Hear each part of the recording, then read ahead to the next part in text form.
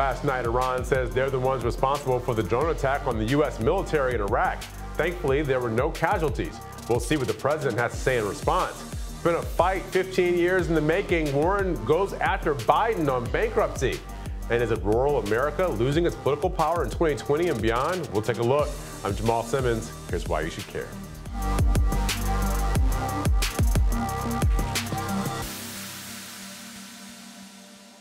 It's a fight that's been brewing for 15 years. It started in the Senate between a wonky law professor and a gregarious senator from a state with big banking interests. And today the fight has moved into the primary campaigns of two of the leading candidates for president of the United States of America.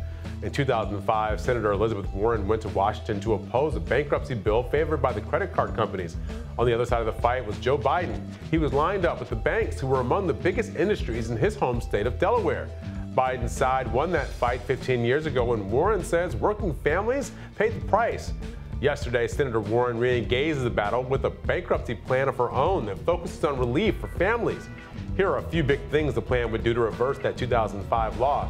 It would shrink the amount of paperwork, make student loans dischargeable, let people keep their homes and cars even when they declare bankruptcy, and get tougher on companies that go too hard on collecting debts. Senator Warren has been sliding in the polls while Joe Biden has remained steady and surprised people with a larger than expected fundraising total last quarter.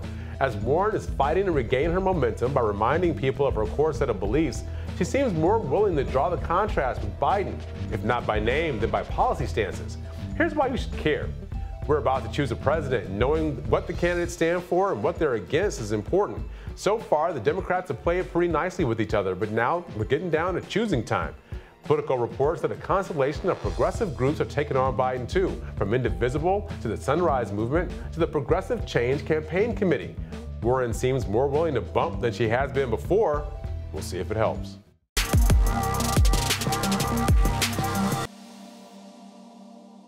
Iran claimed responsibility for dropping a dozen ballistic missiles on two military bases in Iraq on Tuesday. Those military bases house American troops.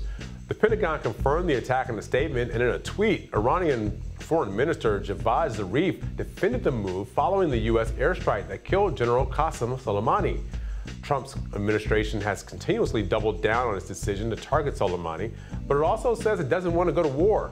The world has been waiting anxiously on what will happen next, and on Wednesday, President Trump addressed the nation. Should be extremely grateful and happy.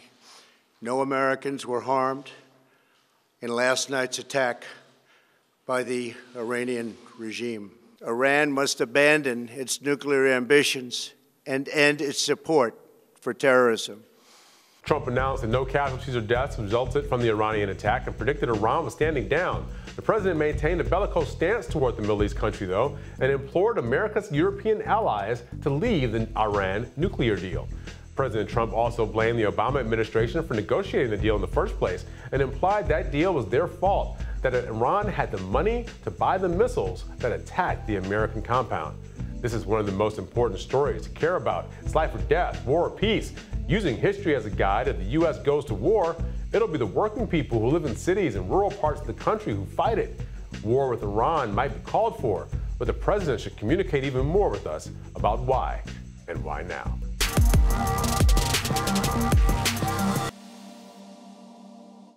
The U.S. Census Bureau recently released data that suggests rural America might be losing its political power to urban cities after the 2020 census. Census data is important for determining representation in the House.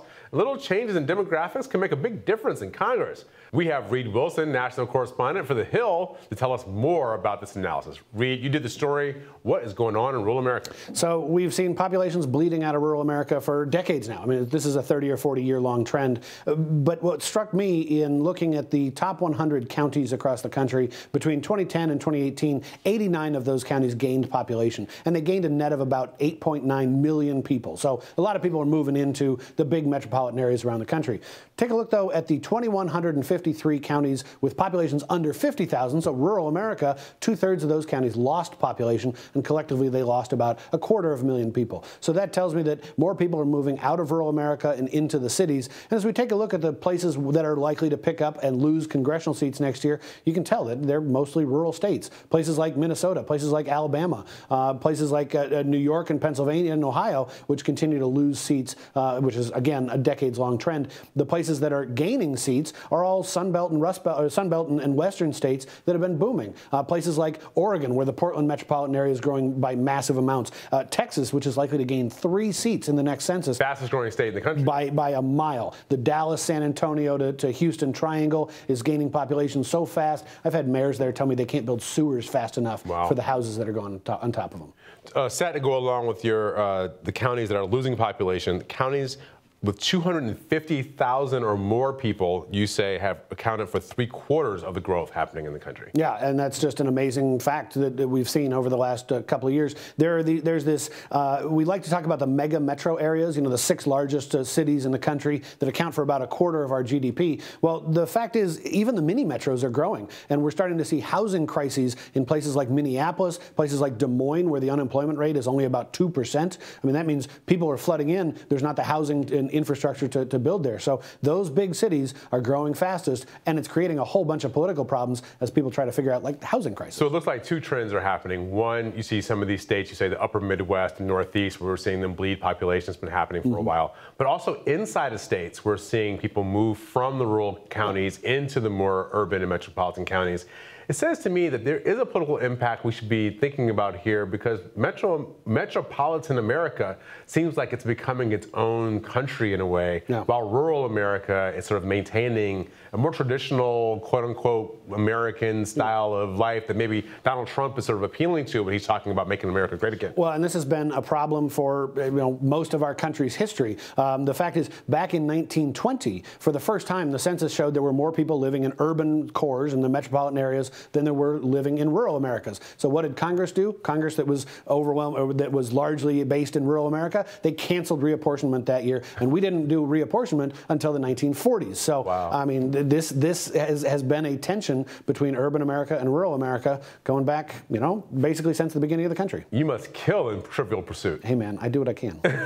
All right, thanks a lot for coming here. Appreciate talking to you. You got it. Thanks for watching Hill TV on YouTube. Be sure to click subscribe and hit the bell so you know when we post new videos. And head to thehill.com for all the latest political news.